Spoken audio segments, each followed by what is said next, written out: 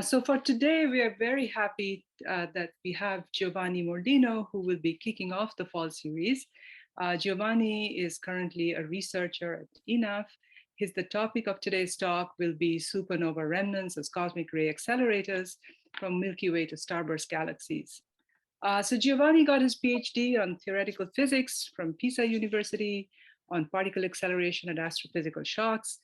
He studied in detail the energy spectrum, test particle relativistic theory, and nonlinear Newtonian theory. Giovanni has been a research fellow and visiting scholar at various places, including Fermilab, APC, University of Paris, and Gran Sasso, among others. And his research interests include origin and propagation of cosmic rays, particle acceleration, astrophysical sources, thermal and non-thermal emission from supernova remnants, stellar clusters, starburst galaxies, pulsar wind nebulae. So it's a very broad range of topics. So we're very fortunate that Giovanni will be giving us this talk today. We should get started. As a reminder, Giovanni's talk, I think it's roughly 50 minutes, Giovanni, a little less than an hour. Yeah, so we will follow this with questions related to his talk, and feel free to use the chat and just post your questions there, or just unmute yourself, ask it. And then following that, what we've been doing in the series is that we just open it up to general discussions on the topic. And so the last 30 minutes of the session, we will focus just on any general discussion on related to the topic, and hopefully, and broader than that. And again, as a reminder, we will be recording this. It'll be posted on our YouTube session. So please mute yourself if you're not speaking, and we should get started. Thank you, Giovanni. Okay, it's a pleasure to be here. Let me just share my screen. Okay, I guess that we are seeing my screen now. It's really a pleasure to participate to this series of seminars. And today I will try to give an overview of the topic related to supernova remnant in connection to acceleration of cosmic rays, but more in general on production of non-thermal emission. And I will focus both on the galactic side and on the extragalactic side, focusing on starburst galaxies. So this is the outline of my talk.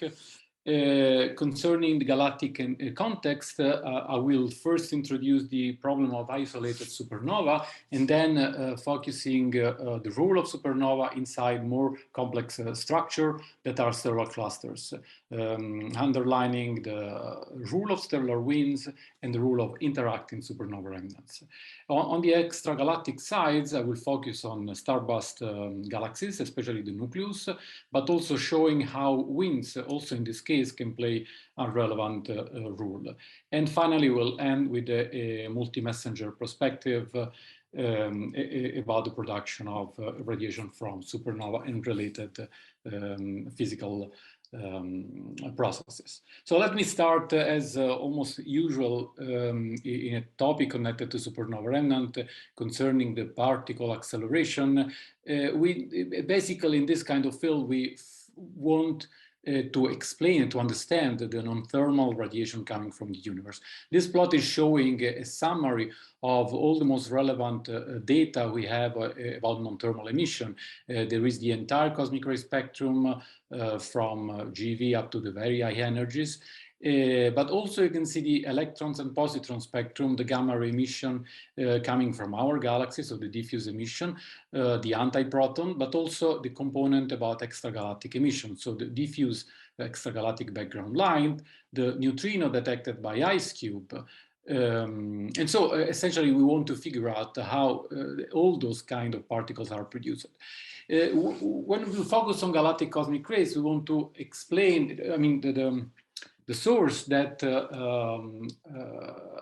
are able to produce this particle have to fulfill some requirement. The first one is the energetics, that has to be of the order of 10 to 40 arc per second. Then we have the spectrum that is proportional to the e to minus 2.7. That means that when you deconvolve with the propagation in the galaxy, the injection spectrum has to be something like e to minus 2.3. where is the energy. A special issue is the maximum energy where particles are accelerated. This is a topic that I will focus a lot on in my talk. And people usually say that the 1 PeV is the minimum energy that galactic saucers need to reach in order to explain the cosmic rays. The minimum is the right word, because you see here a zoom on the whole particle spectrum, and it's clear visible the knee, and what now is clearly a signature is the second knee, which is roughly 20 times more energetic than the knee. This has been interpreted as the knee of the iron component. So if essentially particle protons are able to reach the knee, then we are able to explain all the spectrum up to the second knee. But what about after? So in the region between the second knee and the ankle, there is more than one order of magnitude that still need to be filled out. So either these particles are coming from our galaxy, so in this sense, we need accelerators that are super pivotrons, that are able to reach to accelerate particles beyond the knee, or these particles should come from some extragalactic sources. So we also have the anisotropy condition that need to be fulfilled, decomposition that presents some anomalies with respect to the solar wind, to the solar composition. And finally, there is a topic that is usually neglected, which is the electron spectrum. Electrons are energetically subdominant, but this does not mean that they are not important. Their spectrum is significantly steeper than quite clear that the steepening is not simply due to energy losses of electrons during the propagation in the galaxy, but rather they need to be injected inside the galaxy with a steeper spectrum than protons. And so this is still an open question.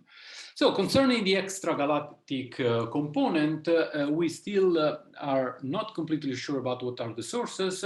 And my final point in this talk will be that supernova remnants probably are producing a non-negligible fraction of these extragalactic components.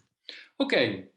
Let's start with the galactic context. So supernova are, since many years now, have been assumed to be the main contributor to the galactic cosmic ray, essentially for a few relevant reasons. First of all, they provide enough power, is enough to have 10% of the energy, of the explosion energy converted in cosmic rays to explain the cosmic ray flux.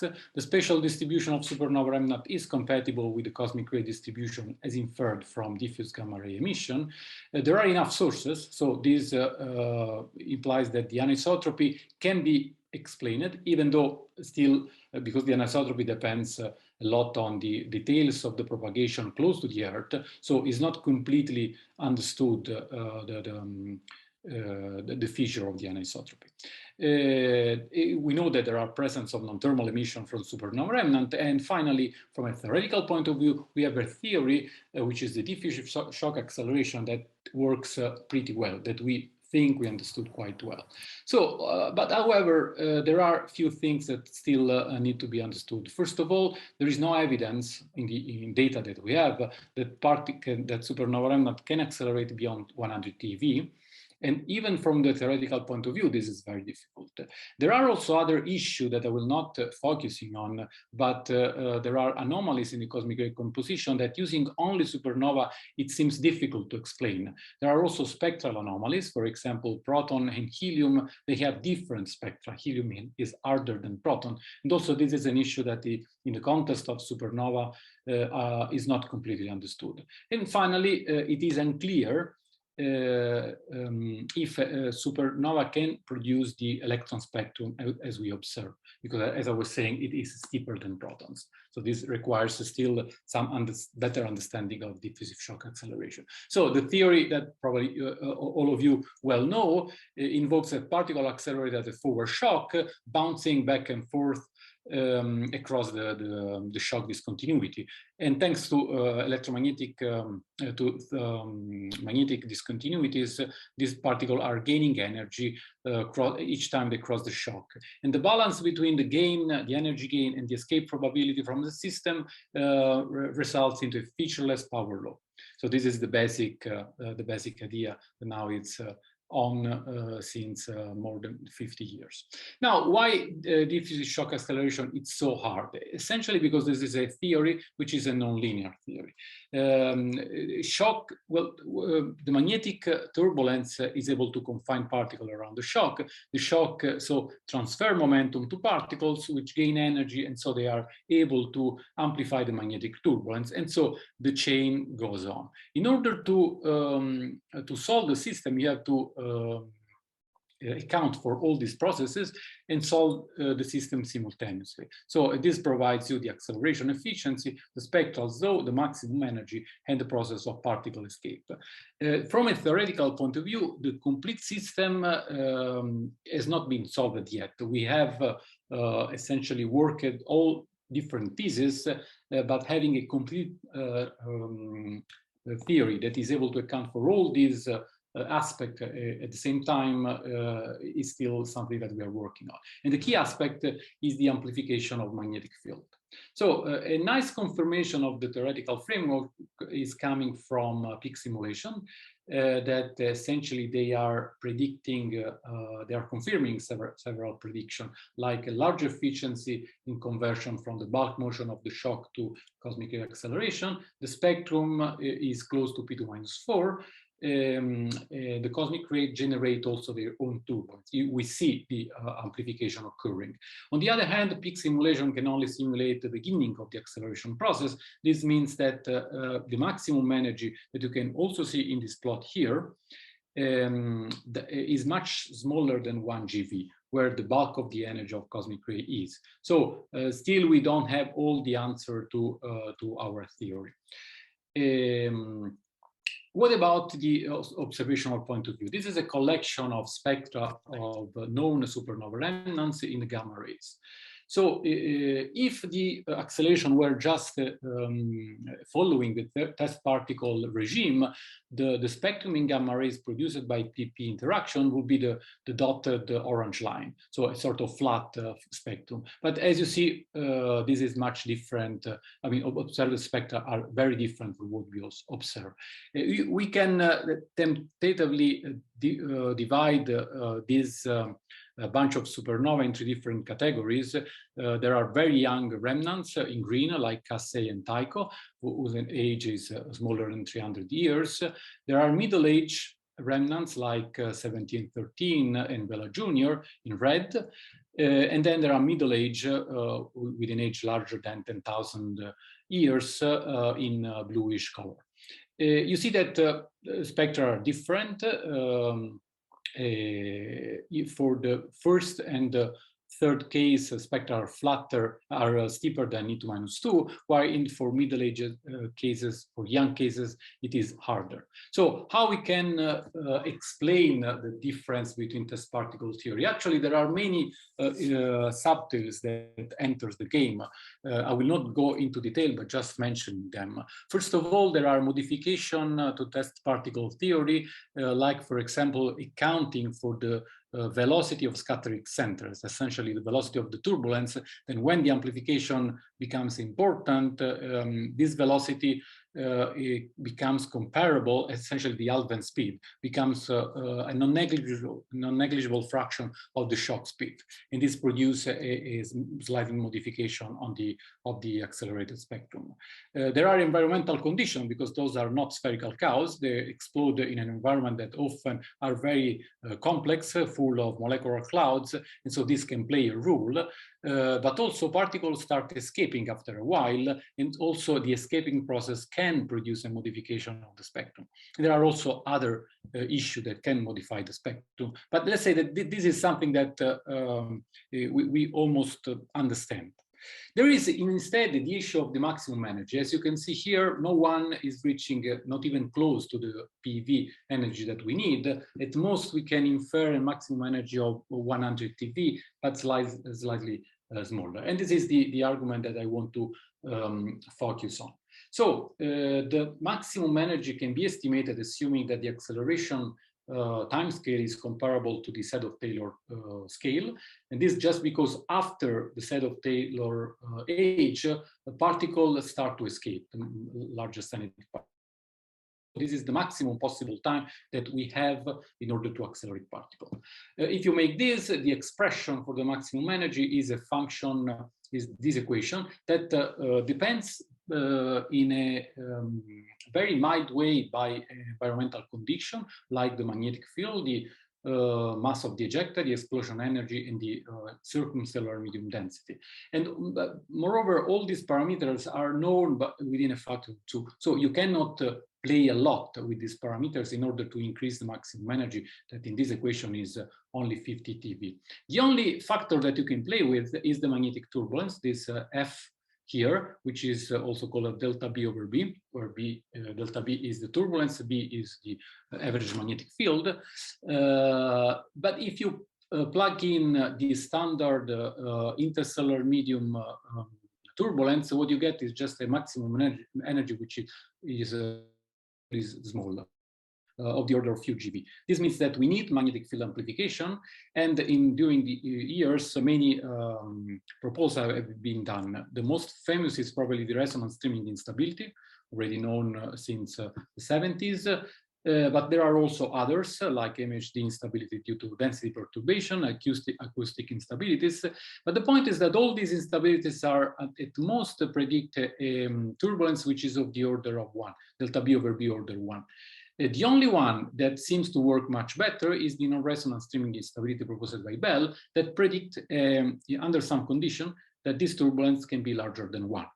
So, and let's focus a little bit on this. Now, the saturation level predicted by the Bell instability is this equation. And essentially, you see that depends linearly on the density of the medium and on the shock speed. This is just happening because this is an instability driven by the current of cosmic rays, and the cosmic ray current is directly a function of the number density of particle ahead of the shock, because a fraction of this can just be promoted as cosmic rays and being accelerated. And also the velocity, the average velocity of the particle is of the order of the shock speed. So in order to increase this saturation level, we need a large density and a large shock speed. And in this work by Schure and Bell, they evaluated the maximum energy produced by shock. And you see here two different plots. One is for type 2, it means core collapse supernova, and the other for type 1a. You see that as a function of the age, type 1a are just out of the game.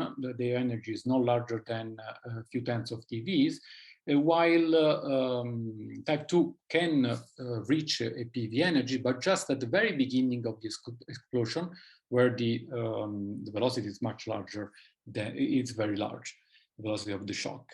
Now the question is, even if type 2 supernova can reach PV energy, are they able to produce enough particles to explain the cosmic ray spectrum that we observe? And the answer is probably has been worked by in this paper by Cristofari, Blasi, Amato, where they account for the acceleration of particle, the escape of particle from each single supernova, and then they propagate particle up to the Earth. Now, let's see the result for three different types of benchmark cases for type 1a supernova, type 2, and what they call type 2 star, which are essentially a core collapse, but on average much powerful than the usual type 2, and with an ejecta which is much smaller.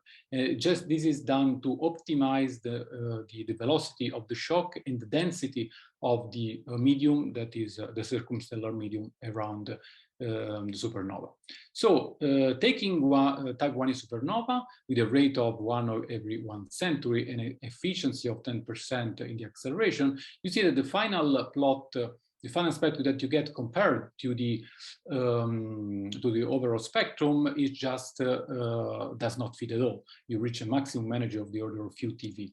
For type 2 is even worse, even though they are able to produce enough, they are able to accelerate up to the PeV, but at the end they are not able to, those particles are not enough. So even in this case, the maximum energy drops after a few TeVs.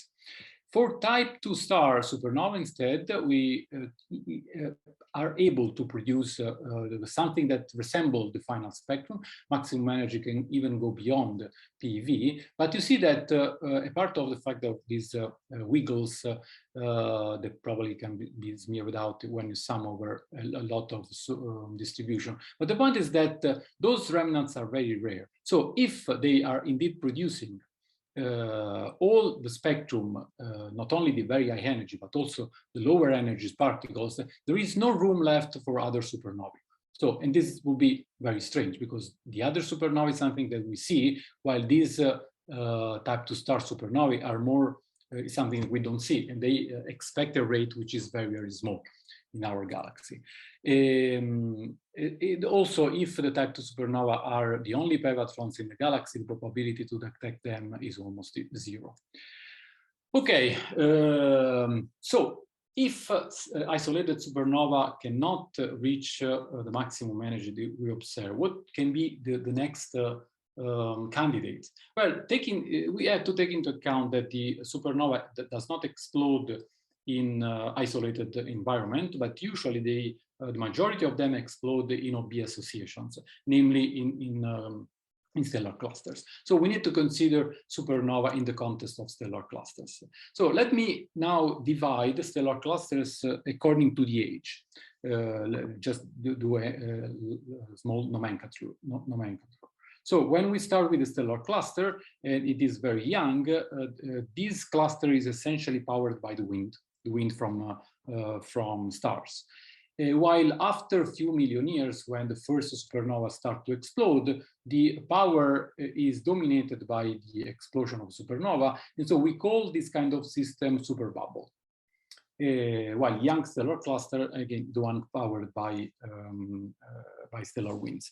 Now, the first system is something much more easy to understand with respect to the second one, where the complexity of interaction between several supernova explosions makes the system difficult to analyze. So let me start with the young systems. So first of all, energetics. Are they energetic enough to be able to produce a relevant amount of cosmic rays? Well, the answer is yes. If you now make a simple calculation assuming a salpeter initial mass function, you evaluate the total energy produced by supernova, integrating over the entire spectrum, mass spectrum above 8 solar masses, and you also evaluate the power ejected in winds by the same population of stars. You can compare the two. Now, the point is that the power emitted by the wind contains two ingredients. One is the velocity of the wind, which is quite well known if the wind is driven by, is line driven.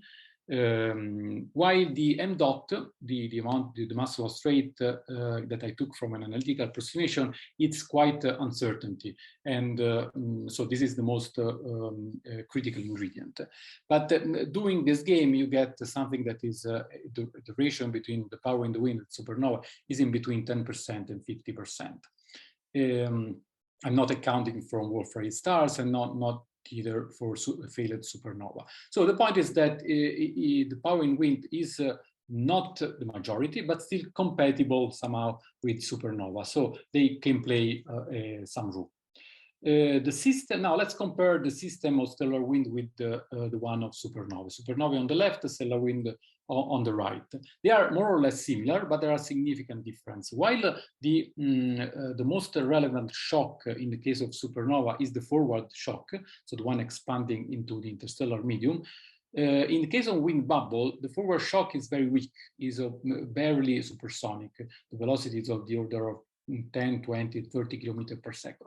The most relevant one is the termination shock, the one where the wind is stopped and heated, producing a bubble of hot wind, of hot shocked wind. So the acceleration has to occur here. And also the time scale and the size are different. In case of stellar wind, we have a system that can last for over 1 million of years, while for supernova, the typical set of Taylor age is of the order of 1,000 years. And also the size of a bubble wind bubble is much larger than the size of a supernova within the age of Taylor. We can say that the geometry is reversed in the sense that in wind, the acceleration has to occur inside, not outside. Yeah, okay, and that's it. Now, what about the magnetic field? Also, this is another important difference. In the case of supernova, the acceleration is such that the particle can generate their own magnetic field. In the case of wind, because the wind is very underdense, particles are not energetic, are not enough in number to excite efficiently streaming instability and bell instability. So in this case, the amplification of magnetic field should be happen through MHD kind of instabilities. Otherwise, simply the system cannot work. Okay, so because all these differences, in case of wind bubble system, the particle acceleration has to account for the spherical geometry. While in case of supernova, this is not strictly required. And so one has to solve the transport equation in spherical coordinates, which is something not that easy, but can be done. So, and before to show you the solution, let me just summarize the quantities that are relevant for the calculation of the maximum energy. And if one just implement the ILAS criterion, using the magnetic field, the shock speed or the wind speed, and the size of the system, what you get again for supernova is a maximum energy of no larger than 100 TeV. For the wind from a single star, also you get a quite low energy of the order of 10 TeV. But then if you assume a wind from a star clusters where a lot of stars are contained, you can reach and even go beyond 1 PV. The main difference is this number, is the mass loss rate, which in this case can be as large as 10 to minus 4 solar masses per year. So PV energies can be reached in this system for if the cluster is a very massive one. Okay, this is instead the solution of the shock acceleration at the termination shock. And essentially, this is composed by three different terms. The one is the standard power law coming from the plane parallel shock with the standard slope, which is a function of the compression ratio. Then there are two exponential terms that essentially determine the maximum energy. One is given by the confinement in the upstream region, so in the inner region of the system, and the other is coming from the outer region of the system. So essentially the bubble size is accounting for the particles that are able to escape the system. These two terms strongly depends on what we assume for the diffusion coefficient. And here I'm showing you three different choices of the diffusion coefficient. One is the Bohm, the other is Crichton, the other is Kolmogorov, assuming these parameters here that are typically for a massive stellar cluster. And you can see that only in the Bohm case we can reach PeV energies, while in the other cases the maximum energy is strongly reduced. This is relevant just to stress that determining the diffusion coefficient in these systems is extremely important to understand the maximum energy. Okay, now old clusters. Let's go back to supernova. After a few million years, supernova start to explode in the system, and so how does they change? So still the geometry is probably sort of spherical. So the first point is that we actually don't know if the termination shocks survive. So if this is still something that can be used to accelerate particles. However, the turbulence in the system is strongly enhanced due to MHD instabilities of collapsing of winds and for the presence of many supernova remnants. So this implies that the efficient particle confinement occurs in the bubble. And so the maximum energy, this kind of system probably is more similar to the one that we estimated for the wind termination shock rather than for a single supernova, just because the confinement can be so efficient that particles accelerated to single shocks that can stay in the region and be further accelerated by other shocks, by other supernova. So Now, solving this system is quite complicated. There is a recent paper by View et al. Where they try to account for acceleration by multiple shocks and also accounting for the termination shock produced by winds. You see here in this plot the power injected inside the bubble, the total power. These lines here are showing the wind power that are dominant for the first few million years, and then supernova start dominating the total power of the wind. Now they were able to calculate the total, the energy density released in this kind of system. You see in this plot the energy density as a function of time for different clusters having different total number of stars. And you see that if the number of stars is smaller, you have a phenomenon which is the intermittency. Essentially, the number of the amount of energy is going up and down, is not smooth anymore. This is produced directly as a consequence in the spectrum.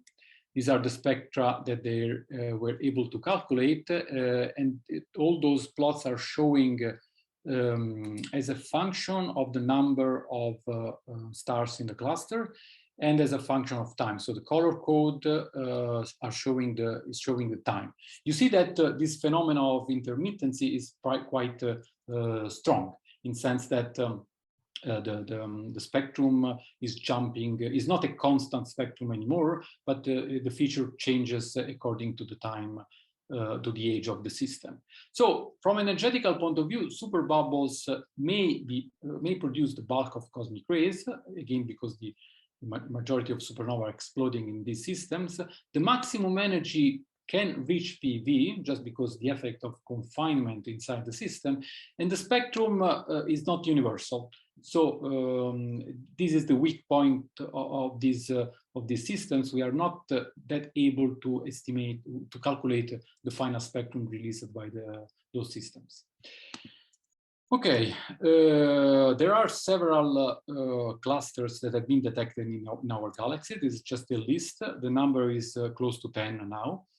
This is just to show you that those are objects that we start to observe. Those are few clusters that then be detected. There is Sirius Cocoon observed by Fermilab and also by Hawk. There is Western Loon 1, W40. This just to show you the complex of these objects. Those are extended objects, not point-like, that are usually located in a very complex region full of molecular clouds. So analyzing this kind of object it's really a mess.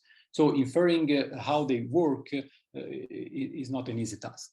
Let me show you, okay, this is just a comparison of spectra for just 3 of these clusters, and the profile is a function of distance from the center of the clusters. You see that they more or less are similar between themselves, and the energy spectrum is of the order of e to minus 2.2. So in principle, this is close to what we need to explain cosmic rays. Let me just show you one case that is the most famous in last couple of years. This is Sirius Cocoon, mainly because this has been observed by LASSO, detected up with the photons up to 1.4 PeV. So it seems that we are really getting close to detecting pevatrons. However, if you look now at a collection of data in this plot, and you will just extract the maximum energy making a fit, the maximum energy from here will be not larger than 100 TeV. And also, when you want to, to understand, to compare this data with a theoretical model, you see that it's not an easy task, just because, as I was saying, those are extended sources, and comparing data from different observations or this different experiment is not very easy. Sometimes even the same experiment, for example, you see here at the low energy the Fermilab data, the black point and the blue points are all coming from Fermilab, but they are papers that where the analysis has been done in a different way. And you see that there is quite a large difference in these two analyses. So the point is that at the moment, it's not easy to compare data that we have with theoretical expectations, just because those are complex objects. I'm also reporting here the lasso spectrum, well, the lasso point, but this is not, I mean, this is just a fake in the sense that I just took the flux above some energy and putting the point, but because the collective area has not been published, so this point can be somewhere else. Okay, so just a warning. But if we put here, this would be compatible with having a maximum energy at the order of 100 TeV. So still a lot of work to do. Let's go now to the extragalactic part and the role of supernova in powering starburst galaxies. So why starburst galaxies are relevant? This is just the outline. I will show you some observations concerning starburst galaxies, and I will discuss two possible acceleration regions, the starburst nuclei and the starburst-driven wind. And then I will estimate the diffuse emission from this object. Okay, starburst galaxies are usually the result of colliding galaxies, and the star formation rate is usually much larger than one in the Milky Way, between 10 and 100 times larger, and this occurs mainly in the core, so in the nucleus of the starburst. So it's concentrated in a very small region. So a large supernova rate means that the production of cosmic rays is very efficient, but also the high level of turbulence that we do expect from the entire amount of supernova produce an efficient cosmic ray confinement. So the question arises if those systems are calorimetric, means that if particles are produced and they die there, or they are able to escape. And also the high gas density, which is estimated, directly imply an efficient production of gamma rays and neutrinos. But also the last point is that those objects in the past were much more abundant than now. So it is reasonable to expect that they were able to contribute, they are able to contribute to the diffuse neutrino and gamma ray flux. Okay, this is just a two plot showing a relation between the luminosity in gamma rays as detected by Fermi and the total mass loss rate. Sorry, the mass, the production, the star formation rate. Sorry. You see that there is a tight correlation between the two, both in the gamma ray emission as well as in the radio emission. So this means that probably those objects, I mean, the amount of star formation rate is the quantity that is governing the amount of non-thermal radiation which is produced. This is a collection of spectra in gamma rays of several starburst galaxies.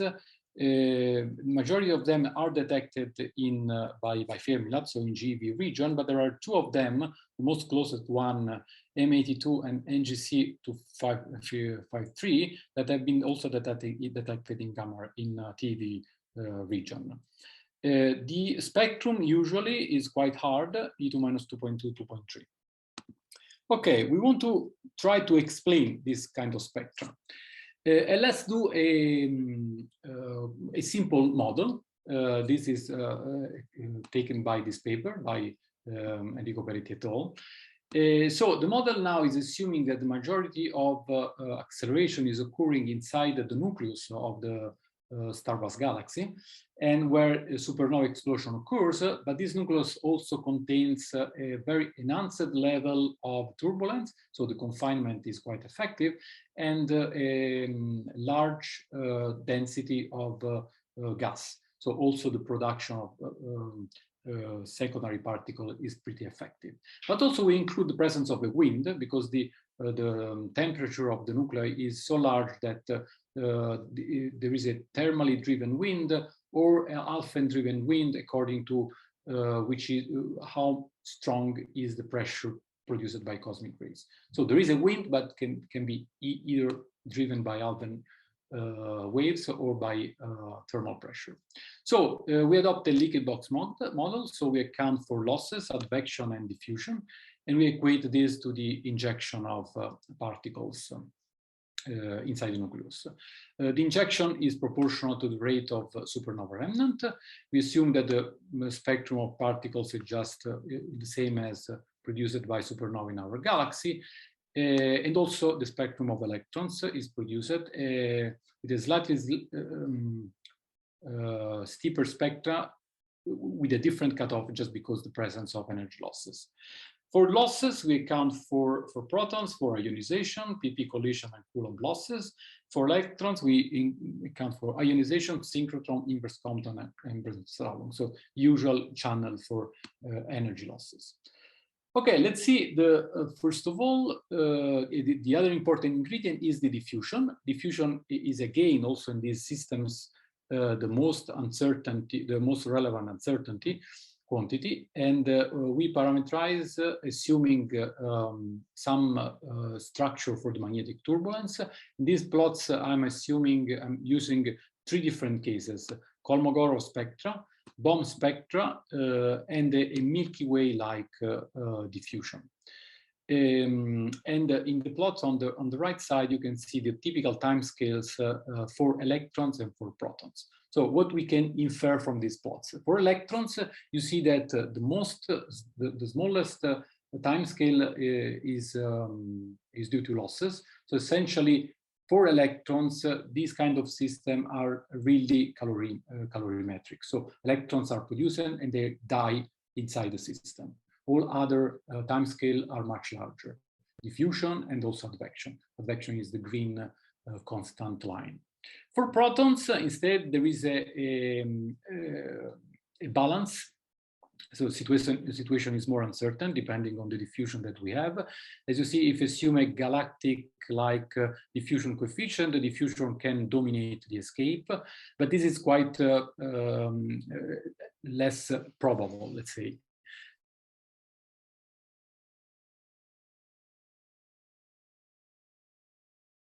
Magnetic turbulence, the diffusion escape time is much larger. And so in this case, the advection and the energy loss timescale are dominating. You see that the black line is the energy loss timescale, while the advection is the green line. And you see that they are more or less comparable in a wide range of energy interval. And so these two mechanisms are determining the propagation of particles. This is the result for the particle spectra and the photon spectrum. So on the left side, there is the particles for primary protons in red. Then there are primary electrons in solid black line, secondary electrons in red line, and finally tertiary electrons with a blue line. So you see that all electron spectra are much steeper than protons because the effectiveness of the energy losses. So this means that the gamma ray emission is dominated by a hadronic component, which is shown on the right plot with a black dashed line, while all emission coming from electrons are subdominant, at least in gamma ray domain.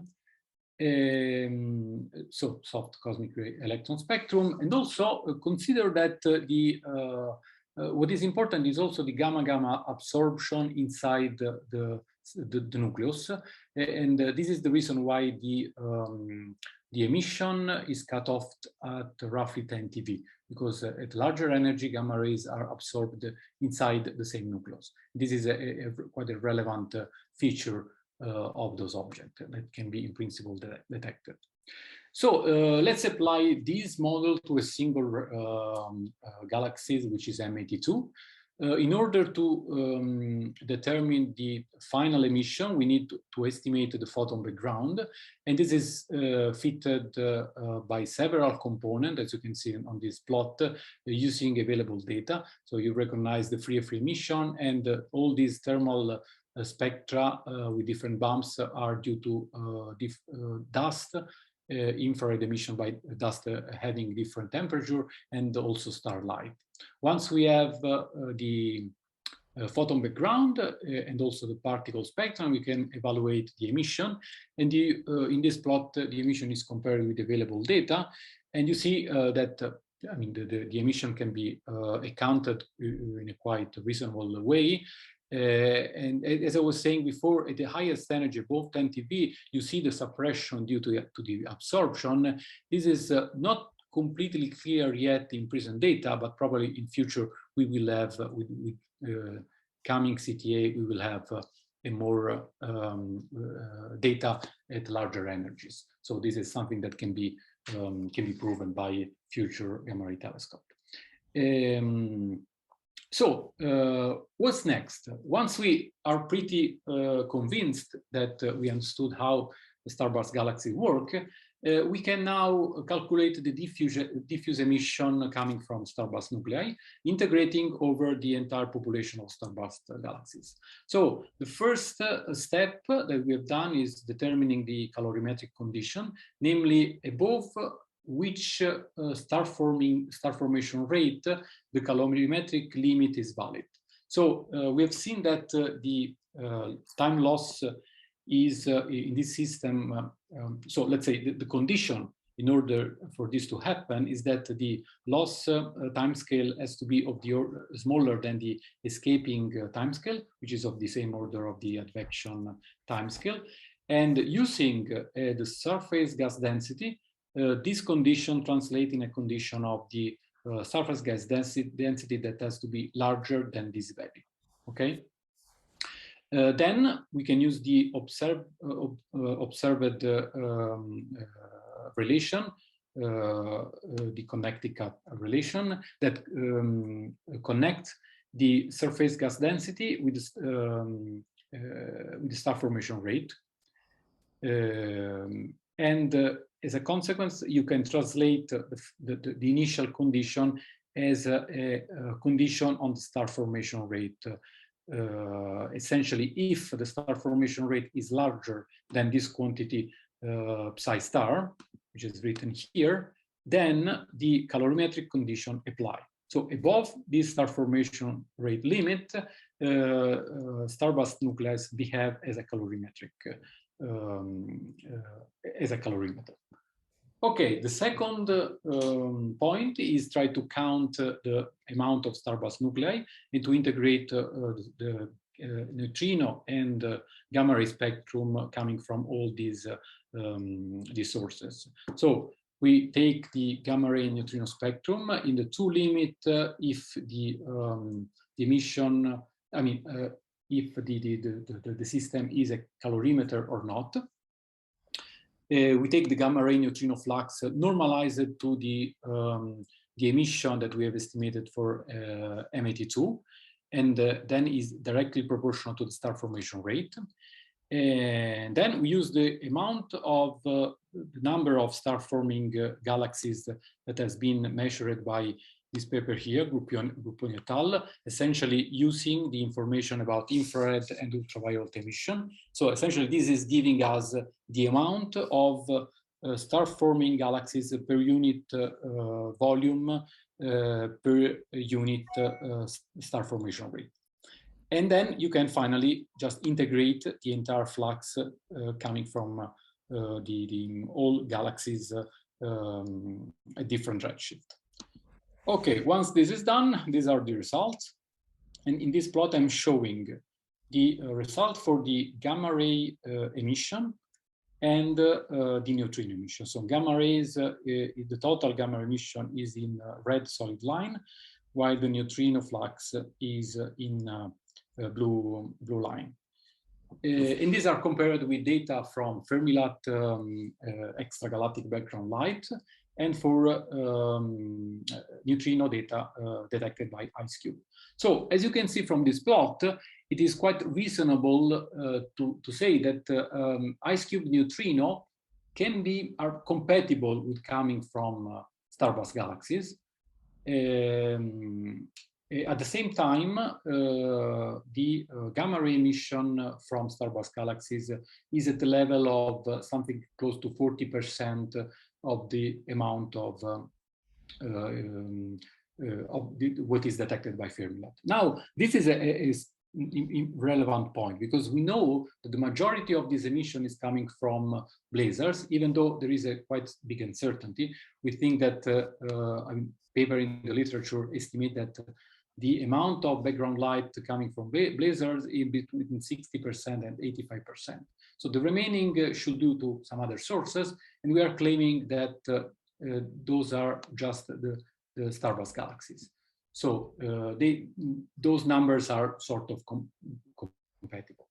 In order to have this plot, the assumed accelerated spectra has to be E2-2.2, but this is compatible with what is also inferred from our galaxy. However, in order to explain the neutrino coming from detected by IceCube, we have to assume that the maximum energy reached inside Starburst galaxies has to be larger than 50 PV, of the order of 100 PV. Now, this is an important point because, again, if we assume that the maximum energy is produced by supernovae, supernovae should work in the same way as in the Milky Way. And we see, we don't know supernovae accelerated above a PV energy. So the situation here is even more dramatic.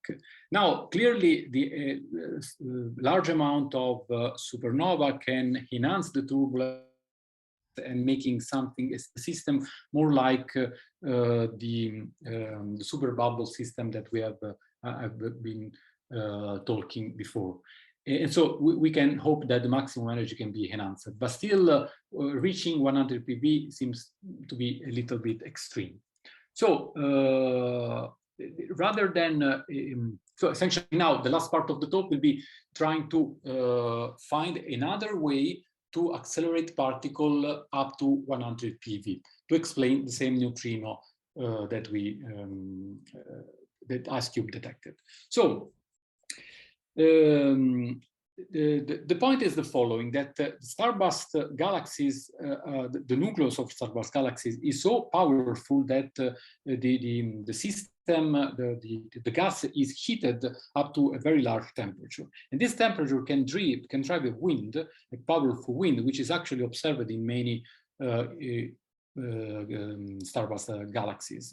And so the system is sort of similar to what I've presented in the case of stellar clusters, with a geometry which is not really spherical. It's something slightly different just because of the presence of the galactic disk. But also in this case, you have the free wind, you have the wind termination shock, whose Mach number is of the order of 10. So can be considered an efficient accelerator. Then there is the shocked wind, and then the forward shock expanding inside the intergalactic medium. So we want to use this system to accelerate particles. Again, I was saying the geometry is not really spherical, but in order to make things more simple, we're assuming a spherical symmetry. We are solving the same equation that we did for the stellar wind system. With the assuming that the injection occurs only at the termination shock here. Okay, the other terms are just advection, diffusion, and adiabatic losses. And also, we include with a boundary condition the escaping of particles from the boundary of the bubble, but also we account for the energy losses due to PP interaction. And this is the term that will result in the production of gamma rays and neutrinos. Okay, so because I just presented you the solution, here I'm showing you the final result for a prototype Starburst wind made on the case of M82.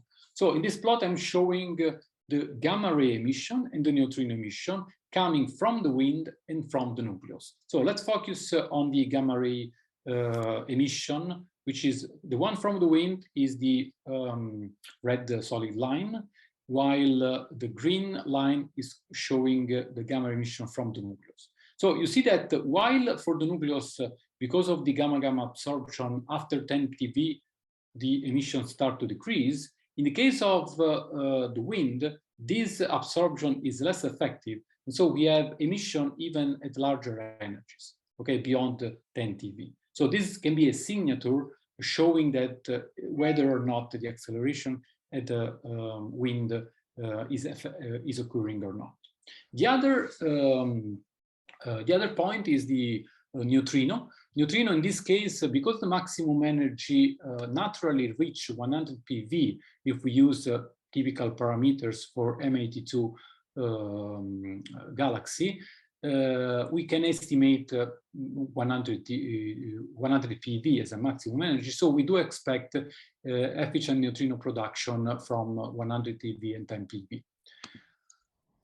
Okay, so now let's do the same game, integrating overall the population of galaxies in the universe. And now I'm comparing on the left side, again, the diffuse emission coming just from Starburst nuclei, as I did before. And on the right side, also including the emission from the wind. Okay, so here I'm showing what is a sort of best fit. You see that in this case we have assumed that inside the nucleus the maximum energy is just 1 PV, because the remaining particles are produced by the highest energy particles are produced by the wind, and you see that the ice cube data can be reasonably well accounted for. And again, the constraint on the gamma ray emission detected by Fermi remains at the same level. Roughly 40% of the gamma ray emission is produced by these systems. Okay, so I think that, okay, this is my last slide. What about protons and ultra-high energy cosmic rays? So because the maximum energy is 100 PV, we do not expect to produce with this mechanism to produce ultra energy cosmic rays. However, just because the wind is not a calorimeter like the Starburst nucleus, particles accelerated up to 100 PV can escape the system. And so in principle, they can contribute to the total cosmic ray spectrum that we observe. Here we have done just a simple exercise, taking the same spectra produced by galaxies in order to fit the ice cube data. Now we calculate the escaping protons, which in this plot is showed with a pink line. And you see that we haven't done any kind of fit. We see that, I mean, the level of protons at the energy of 100 PV is comparable to what is measured by several experiments. This is just to say that if Starburst galaxies are the one producing the bulk of neutrino, then we should also expect a contribution coming, a contribution to the high energy cosmic rays at the level, at the order of 100 PV. This for protons. So considering also other nuclei, up to iron, we do expect also a contribution up to 1 eV. So in the range between 100 PV and 1 eV. Okay, this is my conclusion. So I think I've showed that supernova in the Milky Way remains the principal candidate for the acceleration of galactic cosmic ray. But isolated supernova remnants have several difficulties in explaining details of the cosmic ray spectrum. Probably stellar wind and superbubble can play a major role, and that they can determine the entire spectrum, including the the largest energy above 1 PV. However, from an observational point of view, there is not yet a clear indication if this is the case or not. Supernova remnants in the case of Starburst nuclei are also relevant because they power the nucleus of Starburst galaxies, and they can produce a lot of gamma ray neutrinos, especially for those Starburst galaxies that are close to the calorimetric condition. We also expect a gamma ray and neutrino production from Starburst wind. And in this last case, the gamma ray produced is probably is contributing at a level of 40% to the ABL light 1 TeV. And also, we do expect an escaping of cosmic ray from the starburst wind bubbles that can produce a sizable contribution to cosmic ray spectrum in the range between 10 to 17 and 10 to 18 electron volt. Okay, thank you for listening. I hope to have been clear, and sorry for being too long. Thank you. Thank you, Giovanni. Thank you for an excellent talk. So I think that we can combine the Q&A session and the discussion session. So please ask you to raise your hands or put your questions in the chat. Any questions?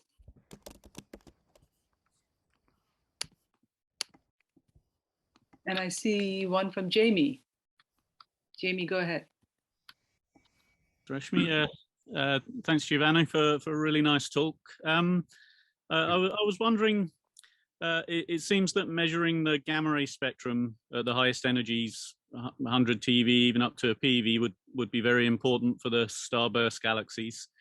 Right. Look at some of the plots you showed. But when you get to 100 TeV and a PeV, presumably you have to start to worry about gamma absorption, even for these very nearby objects. I was wondering how big an effect that is, and how much we'd have to be concerned about that. Yeah, you are completely right. Clearly, this depends on the distance. So I will guess that concentrating the efforts on the most closest starburst galaxies, it's what is more relevant. So I will say that determining precisely the contribution for AM82, it's most relevant one. If you go distance much larger than 10, 20 megaparsecs, then, as you were saying, the gamma absorption is killing the effect. But it's a sort of trade-off. I mean, I didn't show the plot accounting for the gamma absorption inside the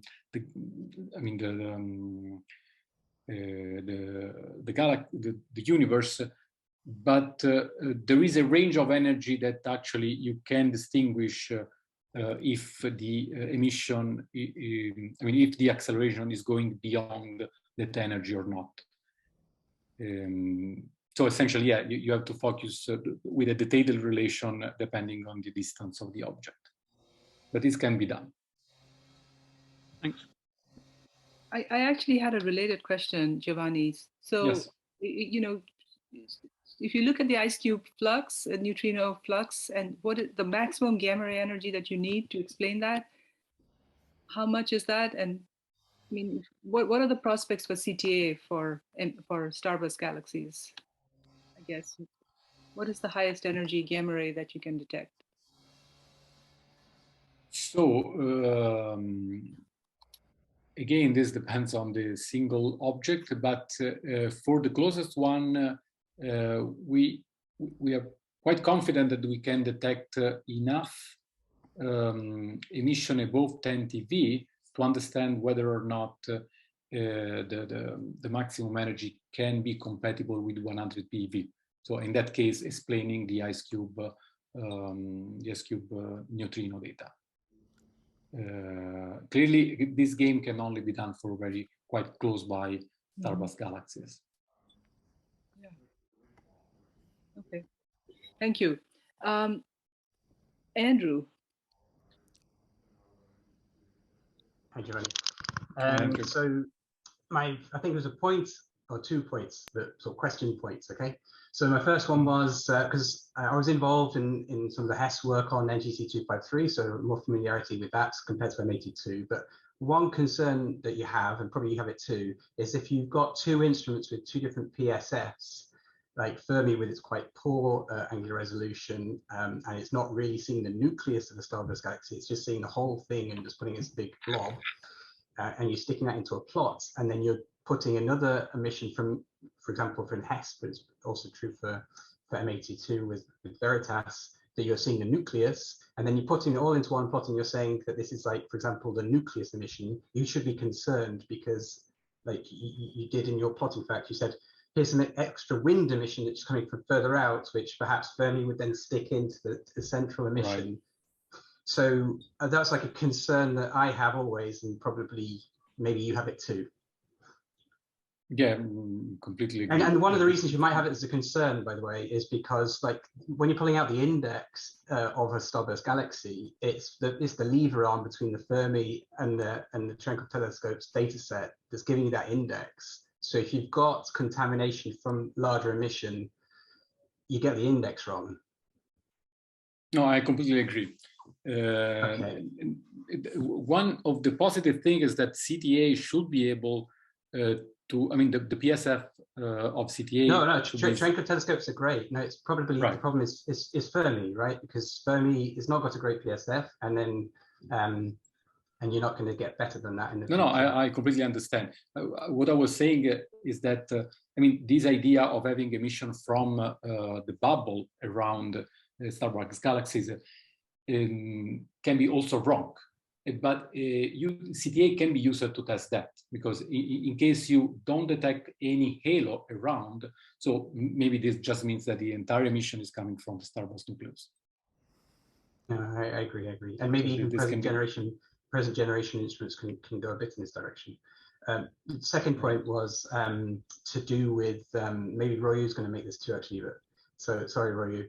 But that you said that you were worried about perhaps extragalactic cosmic rays below the ankle, and that these could be coming from these starburst winds and their termination shocks. And so, of course, those, when you did that universal calculation, you summed up over the universe, those protons and nuclei accelerated then beta Heitler pair produce as they propagate, and that leads to electromagnetic cascades. And you can become a problem for objects with a certain sort of evolution history, like Starburst galaxies, which go something like the star formation rate. It can become a problem for that scenario, because you can generate a lot of energy losses through beta Heitler pair losses and contributing cascades. So it's just something to worry about there. No, I agree also in this point. I think that one has to do models. But what I wanted to stress is, again, that energy range above the second knee and up to the ankle is something that we should worry about, because at the moment, theoretical models are not able to fill that gap, even though there are no significant features. So one would just say that, okay, that is a galactic component. But really, for galactic accelerators, this is not trivial at all to reach that energies. Royu and then Felix. Okay, thank you. Giovanni, thanks for this wonderful talk. So I have one question, but this perhaps my misunderstanding. So I heard in the beginning you said if we want to have a PV proton acceleration in this wind bubble, we most likely we need a very high level of turbulence, means this delta B over B square much greater than 1. But when you calculate the transport of accelerated cosmic rays in this wind bubble, you use this Quisenini theory to calculate the diffusion coefficient. Is it? Yes, it's correct. But in that case, the quasi-linear theory is correct for the following reason. In that case, the turbulence is not coming from cosmic rays itself. They are coming from an MHD turbulence, which is excited at the typical scale of the sides of the nucleus of Starburst, of the stellar cluster, which is of the order of, say, few parsecs. Then you take the turbulence at that energy scale and you let them to cascade. Now, the point is that in order to use the quasi-linear theory, you need to have delta V over B smaller than 1 at the energy, at the length scale, which is resonating with the energy you are interested. And that at the energy of a PV, delta V over B is still smaller than 1. It's not 1. Okay. Okay. So in this sense, you can use the quasi-linear theory, but the reason is just because the turbulence is not coming from cosmic rays themselves. I see. So this is amplified turbulence only maybe at the close to the reverse shock, and yes. the other. Okay. A related question is that, so in this case, how is the turbulence level inside the wind bubble? So when you use this. No, this is the great question that we actually we don't know. So from a theoretical point of view, it's very difficult to infer the kind of turbulence. So one will aim at doing simulations. The simulations need to be in 3D, otherwise probably you don't get the correct answer. And simulating those systems in 3D is really time consuming. It's something that I'm starting working on, but it's not trivial at all. The other point is that you can hope to infer some information from observations. For example, the case of Sirius cocoon would be really remarkable if we had very detailed data. We could hope to distinguish between spectrum predicted assuming Baum-like diffusion or Kolmogorov-like diffusion and so on. But this is not yet the case, because you see that data are not good enough to make this difference, to constrain the diffusion coefficient. Okay. So this turbulence is generally generated by the wind itself or by some other processes? Yeah, just by the wind. The point is that the wind is not, I was assuming a static, constant spherical wind, when in reality it's not. The wind is, first of all, time dependent. Then there are clumps inside the wind. And so when they reach the termination shock, they produce turbulence that enhance the turbulence downstream of the shock. Those are quite very well seen also in simulation of stellar winds, in colliding stellar winds. It makes more or less the same physics, but on a much smaller scale. But you see this kind of behavior. Yeah. Okay. Thank you very much. You're welcome. Felix, go ahead, please. Giovanni, you said about the possible very large contribution of 1 or maybe 100 PV to the galactic, to observe cosmic ray flux. So most likely there's no strong feature between 1 PV and 100 PV. So perhaps there will be contribution also from PV energies. Why I emphasize PV, because there could be some problem with propagation time. I mean, because the diffusion goes like distance square. So the idea is very good just to have extragalactic, of course, and the Starburst galaxies are the best in the sense they are at least several at smaller distances. But could you have problem that even Hubble time will be not sufficient to get PV protons from megaparsec distances?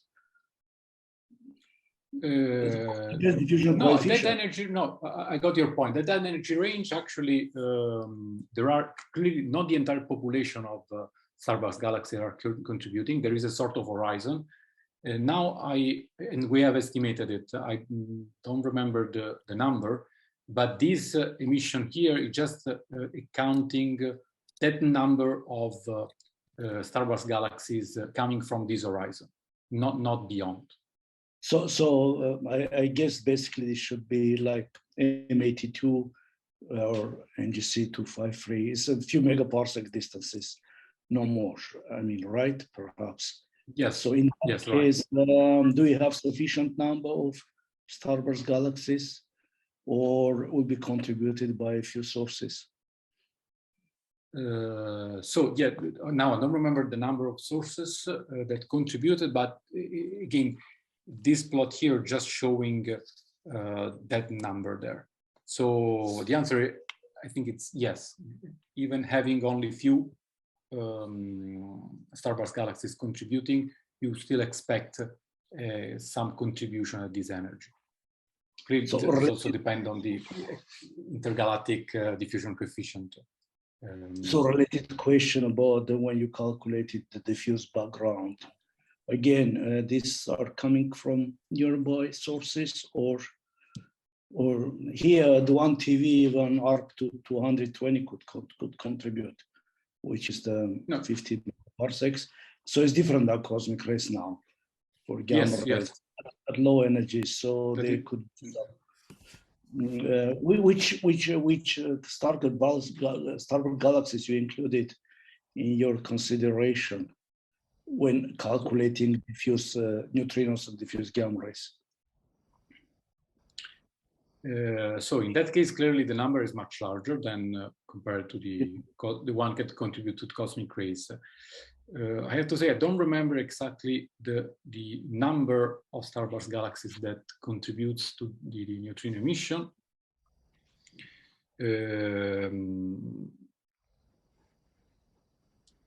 So I can just tell you, it's written in the paper. But yeah, we accounted also for the propagation.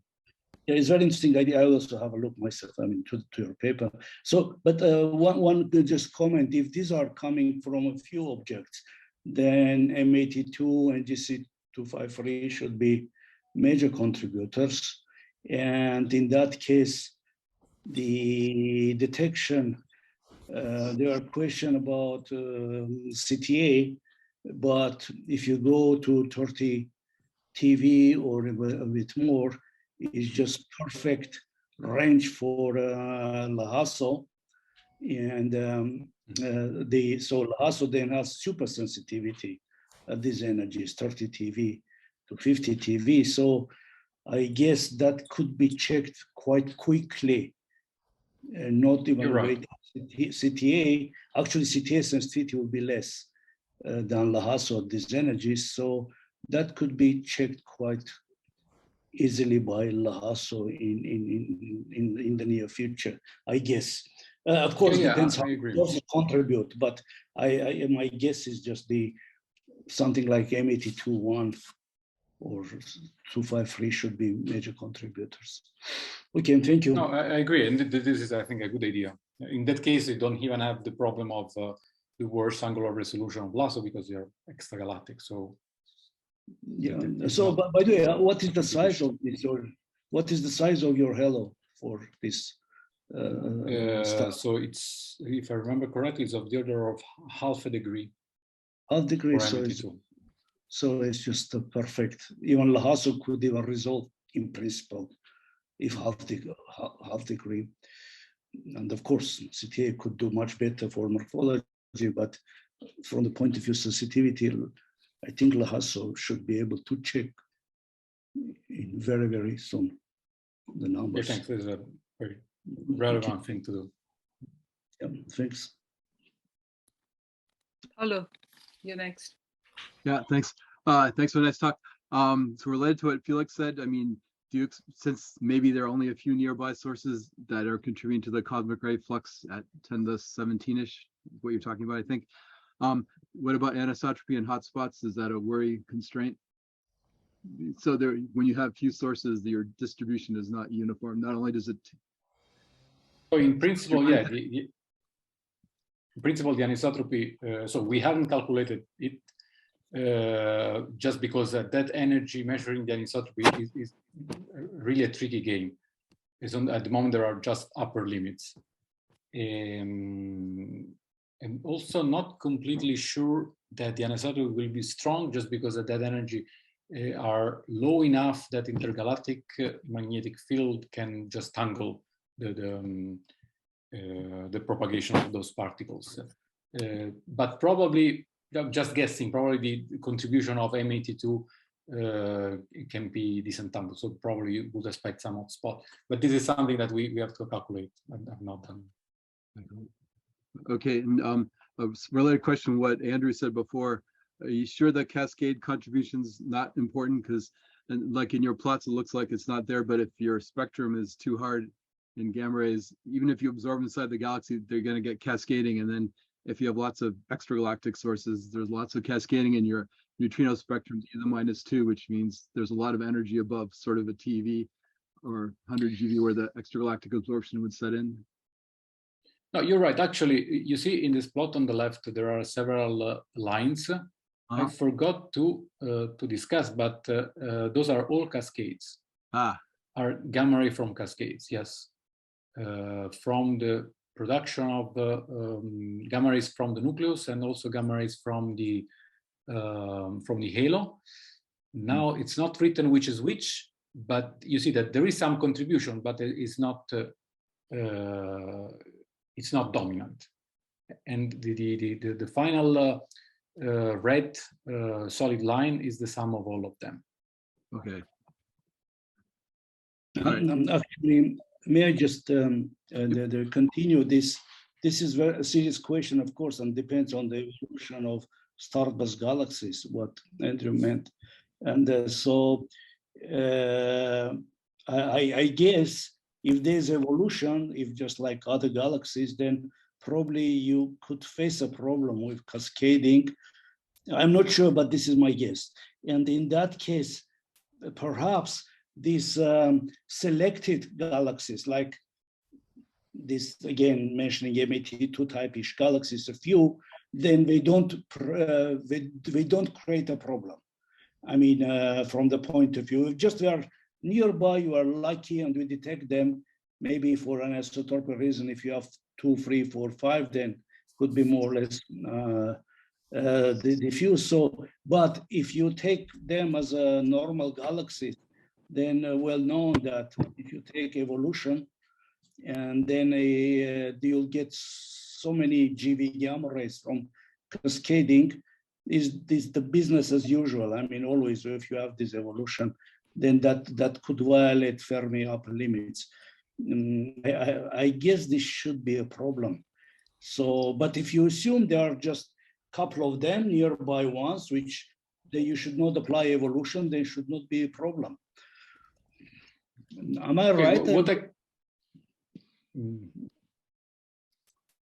Because he did this. What I can add is just that the cascade which is relevant is just from the cosmic ray coming from these halos, because the ones produced inside the nucleus, they die there.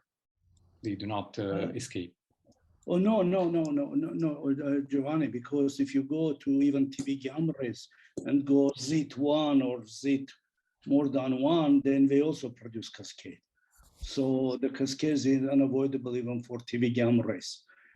So the nucleus also could contribute to the cascade. TV is relevant if you go beyond. If you go to Z redshift 1 or more, then even TV is relevant.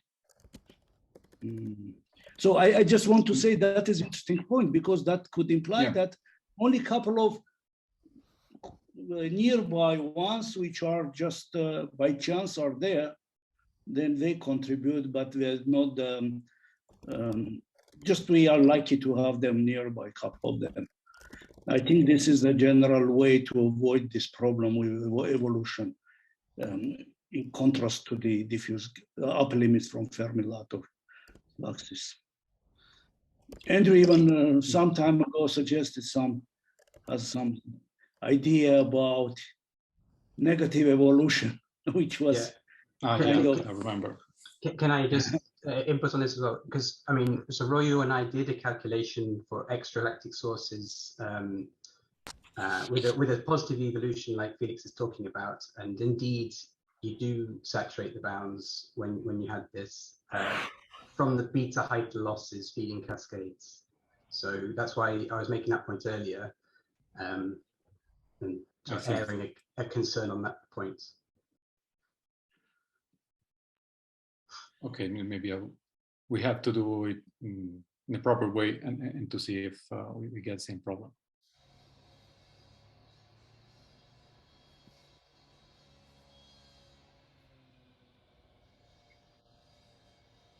Paolo? So your hand is still up. Did you have another question, or should we wrap up? I have another question. If no one, there's a question in the chat. Let's see.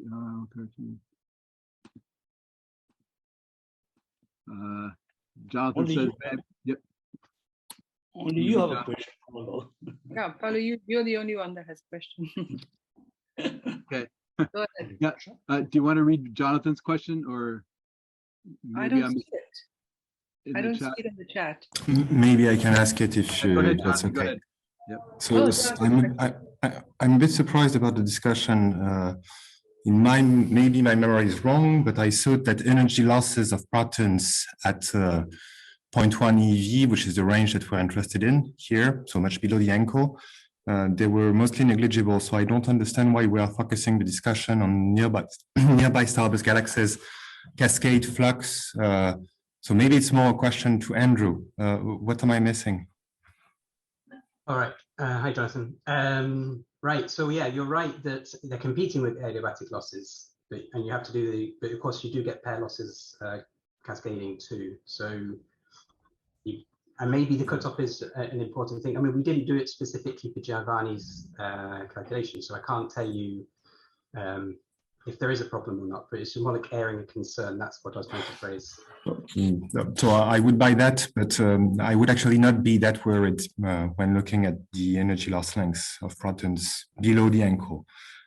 Maybe I'm wrong, and this is to be checked. But this would kill the question about anisotropies with domination of NGC 253 or M82 in the proton component that is seen below the ankle, or constrained below the ankle. And it would mean also that you don't have only two sources contributing to the proton sky below the ankle, but rather a good fraction of them, even up to the cosmic moon, up to Z equal 2, to be checked. Maybe I'm wrong. No, I remember that the number of sources were just not really two. There were more sources. I don't remember now the exact distance at which we had this horizon, which is also energy dependent, but I'm pretty sure that there are more sources than two.